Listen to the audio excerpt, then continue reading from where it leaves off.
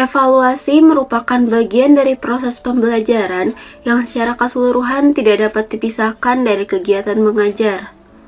Pelaksanaan evaluasi yang dilakukan dalam proses pendidikan mempunyai arti yang sangat utama, karena evaluasi merupakan alat ukur atau proses untuk mengetahui tingkat pencapaian keberhasilan yang telah dicapai oleh peserta didik atas bahan ajar atau materi-materi yang telah disampaikan. Sehingga dengan adanya evaluasi, maka tujuan dari pembelajaran akan terlihat secara akurat dan meyakinkan. Evaluasi memiliki beberapa fungsi dalam program pendidikan dan pembelajaran, yaitu yang pertama untuk mengetahui kemajuan dan perkembangan serta keberhasilan siswa. Yang kedua untuk mengetahui tingkat keberhasilan dari suatu program pembelajaran. Yang ketiga untuk keperluan bimbingan dan konseling bagi siswa yang bersangkutan. Yang terakhir untuk keperluan pengembangan dan perbaikan kurikulum.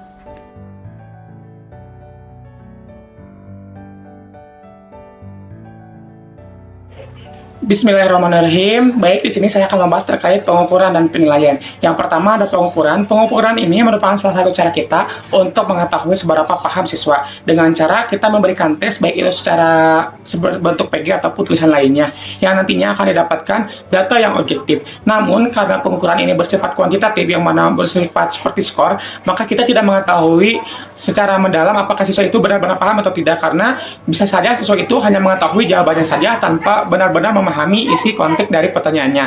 Kemudian ada penilaian. Penilaian ini merupakan salah satu cara kita untuk menilai secara lebih mendalam. Karena selain pengumpulan atau pengolahan data tadi, kita juga akan mendapatkan bagaimana pahamnya siswa terhadap konsepnya, dengan cara bagaimana cara dia menggabungkan ilmu yang dia ketahui atau pengetahuan yang dia dapatkan di kehidupan nyata. Sehingga untuk evaluasi yang lebih baik, maka kita harus menggabungkan antara pengukuran dan juga penilaian, sehingga nantinya kita akan mendapatkan nilai data kuantitatif dan juga kita gabungkan dengan penilaian yang mendalam, maka kita akan mengetahui atau mengerti secara menyeluruh terkait pemahaman siswa. Baik, di sini saya akan membahas mengenai teori konstruktivisme. Konstruktivisme diambil dari kata konstruksi yang artinya membangun. Dalam konteks filsafat pendidikan, konstruktivisme dapat diartikan sebagai suatu upaya membangun tata susunan hidup yang berbudaya modern. Konstruktivisme merupakan landasan berpikir pembelajaran kontekstual, yaitu bahwa pengetahuan dibangun oleh manusia sedikit demi sedikit, yang hasilnya diperluas melalui konteks yang terbatas dan tidak secara tiba-tiba. Menurut asalnya, teori konstruktivisme bukanlah teori pendidikan. Teori ini berasal dari disiplin filsafat, khususnya filsafat ilmu. Pada filsafat, teori ini membahas mengenai bagaimana proses terbentuknya pengetahuan manusia. Menurut teori ini, pembentukan pengetahuan terjadi sebagai hasil konstruksi manusia atas realitas yang dihadapinya. Teori ini kemudian mendapat pengaruh dari disiplin psikologi, terutama psikologi kognitif Piaget, yang berhubungan dengan mekanisme psikologis yang mendorong terbentuknya pengetahuan. Dalam teori konstruktivisme, evaluasi cenderung lebih berfokus pada pemahaman dan proses pembelajaran daripada sekedar pengukuran pengetahuan yang dihafal. Contoh kegiatan evaluasi dari teori ini yaitu diskusi kelompok mengenai isu-isu kewarganegaraan yang memungkinkan siswa membangun pemahaman mereka. Kelebihan dari penggunaan teori konstruktivisme yaitu siswa dapat berpikir untuk menyelesaikan masalah, mencari ide, dan membuat keputusan. Siswa akan lebih paham karena mereka terlibat langsung secara aktif dalam membangun pengetahuan baru. Mereka akan mampu mengaplikasikannya dalam sebuah situasi. Selain itu, siswa juga akan mampu mengingat lebih lama semua konsep yang telah dipelajarinya. Adapun kekurangan dari teori ini yaitu memerlukan waktu yang lebih lama untuk mencapai hasil dan memerlukan pendekatan pembelajaran yang lebih cermat. Selanjutnya adalah pembelajaran kooperatif. Pembelajaran kooperatif merupakan pembelajaran yang mengutamakan kerjasama siswa untuk mencapai suatu tujuan pembelajaran. Strategi pembelajaran dengan demikian harus didesain dengan bentuk cooperative learning, sehingga siswa memiliki kesempatan memperoleh kerjasama, berbagai ide, dan belajar satu sama lain. Belajar mengalami perbedaan pengalaman, pengetahuan, minat, dan juga mampu untuk mengeksplor banyak hal. Dalam penelitian evaluasi cooperative learning, siswa mendapatkan nilai pribadi juga nilai kelompok. Siswa bekerja sama dengan cara bergotong royong untuk mendapatkan nilai tersebut. Mereka saling memantau dalam mempersiapkan diri untuk tes. Kemudian masing-masing mengerjakan tes dengan sendiri-sendiri lalu menerima nilai pribadi. Nilai kelompok dapat dibentuk dengan beberapa cara, yaitu yang pertama, nilai kelompok dapat diambil dari nilai terendah yang didapat oleh siswa dalam kelompok. Yang kedua, nilai kelompok dapat diambil dari nilai rata-rata sumbangan dari setiap anggota. Hal ini dimaksudkan untuk menjaga rasa keadilan dalam kelompok serta menghilangkan rasa minder terhadap anggota yang mendapatkan nilai kurang bagus atau jauh di bawah rata-rata. Model evaluasi ini sangatlah perlu diterapkan dalam dunia pendidikan, karena sistem gotong royong ini merupakan salah satu alternatif menarik yang dapat mencegah timbulnya rasa keagresifan dalam sistem kompetensi dan rasa ketersaingan dalam individu. Hanya saja dalam pelaksanaan evaluasi pembelajaran kooperatif ini memerlukan waktu yang cukup lama.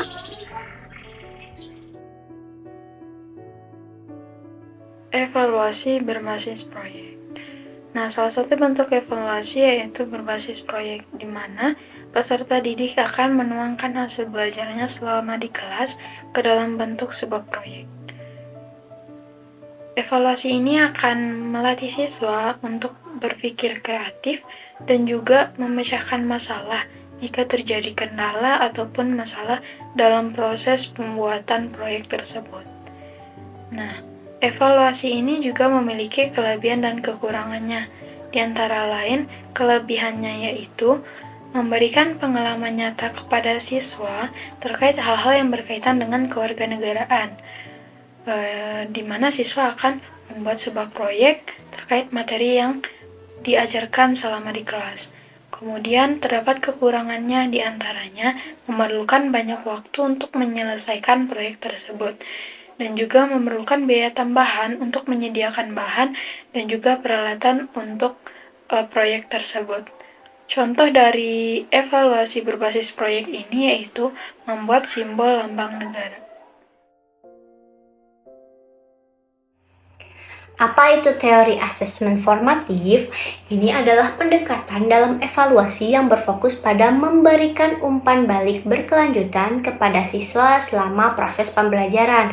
Nah, tujuannya adalah membantu siswa memahami dan juga meningkatkan pemahaman mereka tentang materi yang diajarkan.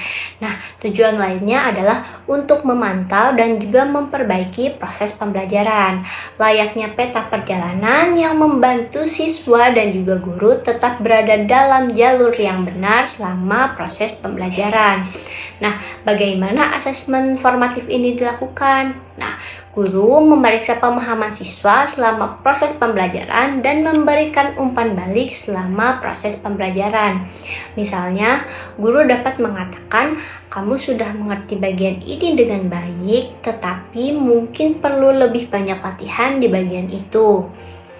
Nah, selanjutnya, apa kelebihan dan kekurangan asesmen formatif? Nah, kelebihannya termasuk membantu siswa memahami dan juga mendorong keterlibatan siswa serta mengarah pada perbaikan berkelanjutan. Namun, asesmen formatif ini mempunyai kekurangan. Yang pertama, memerlukan waktu dan sumber daya ekstra dari guru serta bisa subjektif tergantung kepada siapa yang memberikan umpan balik.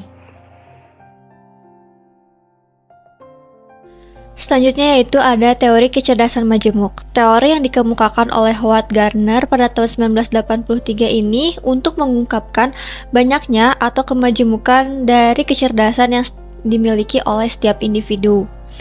Howard Gardner membagi kecerdasan ini menjadi 9 jenis.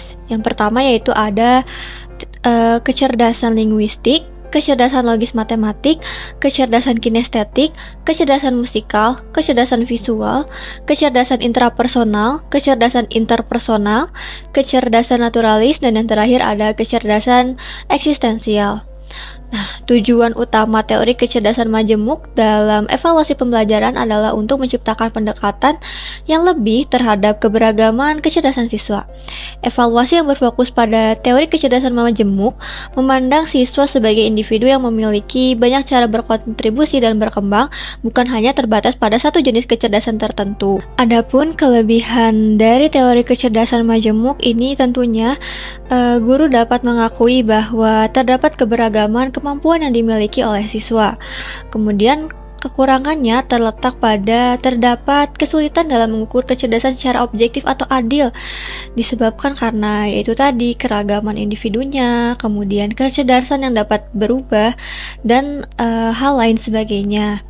Contoh dari teori kecerdasan majemuk ini seperti seorang siswa yang memiliki kecerdasan interpersonal, ia memungkinkan akan berkontribusi aktif di dalam kelompok belajarnya.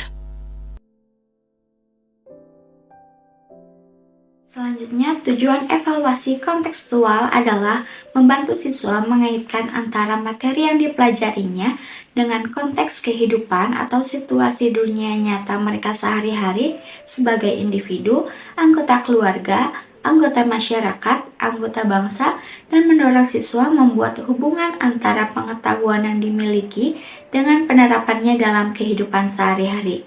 Dengan evaluasi kontekstual, proses belajar mengajar akan lebih konkret, lebih realistis, dan lebih bermakna. Kelebihan evaluasi kontekstual adalah siswa dapat menjadi aktif dan berpikir kritis secara real dalam menganalisis suatu masalah dari pengalaman yang dialaminya. Adapun kekurangannya yaitu 1. Kesesuaian materi. Tidak semua materi PKN dapat dengan mudah diintegrasikan ke dalam konteks sehari-hari siswa. Ada konsep-konsep yang mungkin sulit untuk dihubungkan secara langsung dan ini dapat menjadi tantangannya. 2. Kemungkinan ketidaksetaraan. Evaluasi kontekstual juga dapat menyebabkan ketidaksetaraan jika beberapa siswa memiliki akses ke pengalaman dan sumber daya yang lebih baik daripada yang lain. Ini dapat memengaruhi hasil penilaian. Contoh penerapannya dalam tema lalu lintas dan keselamatan jalan.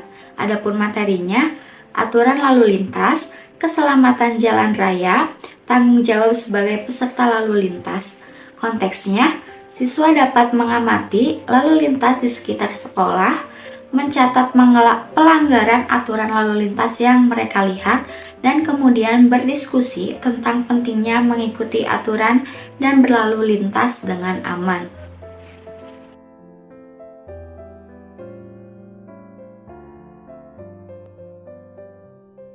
Asesmennya, oh ya kadang-kadang sih ibu suka macam-macam ya, nggak selalu tertulis, kadang suka kuis kayak gitu juga sih. Itu kalau untuk evaluasi dari pembelajaran semuanya sama, nggak PPKN aja. Kadang kuis, kadang apa namanya dengan tertulis juga gitu. Kalau untuk itu sih kalau dibeda-bedakan mungkin biar nggak, kalau tertulis kan kadang-kadang anak-anak juga suka bosen ya gitu. Terus kalau lisan kadang-kadang setelah pembelajaran langsung sama ibu langsung diberikan pertanyaan juga gitu setelah beres pembelajaran. Jadi coba kira-kira mana nih anak yang benar-benar memperhatikan, mana yang yang serius ya belajarnya gitu. Jadi biar ya itulah gitu, biar ada variasinya gitu, biar nggak bosen juga gitu. Kalau tertulis tuh kadang-kadang suka ada anak yang bisa ini dulu ya kalau langsung ya kadang-kadang anak juga suka mikir dulu terus ya waktu gitu ya. Kalau tertulis waktunya lebih leluasa mungkin ya anak-anak untuk memikirkannya gitu. Kalau kuis kan langsung secara refleks gitu ya ibu nanyanya gitu. Jadi anak-anak kalau ini kan bisa mungkin mikirnya nggak grogi gitu ya kalau ini mah gitu sih. Kalau kelebihannya ada kekurangan kelebihannya gitu aja sih paling anak-anak. Untuk evaluasinya kadang-kadang juga ya nggak mandiri ya, Kadang-kadang untuk kan sekarang sistem duduknya juga berkelompok di kelas. Jadi emang diwajibkan ya. Sekarang kan udah kurikulum merdeka. Jadi harus ada gotong royongnya kan di dimensi itunya yang P5-nya ya. Jadi anak-anak juga untuk penilaian tidak selalu penilaian sendiri gitu, mandiri, tapi per kelompok juga sama juga itu juga penilaian. Jadi untuk misalkan ibu memberikan suatu masalah nih ya untuk dipecahkan sama anak-anak berkelompok, nah itu juga bisa gitu dilakukannya gitu. Ya ke penilaian juga sebetulnya kalau untuk PPKN kan nggak harus materinya kan yang dinilai, tapi dengan sikapnya kan karakternya anak-anak juga itu juga sama ibu suka di ini juga kan kalau namanya PPKN, kalau PPKN gitu kan gitu.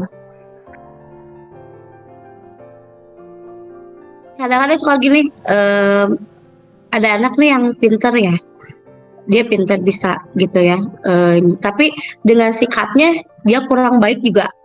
Itu juga kadang ibu juga suka bertentangan ya. Duh gimana, tapi kan harus menilai juga ininya juga karakternya juga harus dinilai kan. Sedangkan dengan dia materinya dia bisa menguasai juga harus dinilai. Nah, itu juga kadang kalau ibu suka bingungnya di situ mungkin ya untuk cara penilaiannya gitu. Tapi kadang-kadang ibu juga suka diskusi dulu sih kalau untuk menentukan kayak nilai rapot nih. Ini diskusi sama teman-teman sejawat ya gitu. Gimana nih di kelas ada yang gini, tapi solusinya gimana kalau misalkan anaknya nih karakternya kurang bagus misalkan gitu ya di kelas. Meskipun kita sudah memberikan arahan sama anak itu gitu. Ya suka diskusi juga sama guru-guru gitu, guru-guru kelas 4 gitu. Kebetulan ibu di kelas 4. Jadi kita suka sharing juga gitu guru-guru ya kalau lagi istirahat atau lagi udah jam pelajaran habis ya sharingnya itu mungkin anak-anak ya dari selain dari mata pelajaran yang dibahas gitu. Kegiatan yang istilahnya yang itu termasuk ke nanti kelompok lainnya menjawab itu pengamalan dari termasuk dari makna sila keberapa. Nah itu contohnya kayak gitu aja sih. Kalau untuk proyek yang besarnya enggak, karena di sini sekarang kalau kurikulum merdeka kan ada proyek P5-nya ya gitu yang di itu. Nah itu yang P5-nya jadi mungkin lebih nanti cenderungnya ke situ gitu. Tapi di situ juga include kan harus ada dimensinya kan, gotong royongnya, kemudian mandirinya kan, dan yang lain-lainnya gitu. Itu include-nya ke situ sebenarnya masih nyambung ya gitu. Saya akan membacakan kesimpulannya bahwa evaluasi di SD itu ibu memilih kuis tertulis karena tidak bosan dan mencari tahu anak yang memperhatikan atau tidak. Kelebihan evaluasi tertulis ini waktunya lebih lama. Evaluasinya juga dilaksanakan berkelompok. Dalam kurikulum Merdeka juga ada aspek gotong royongnya. Selain evaluasi tertulis, ibu juga memilih evaluasi sikap, karakter.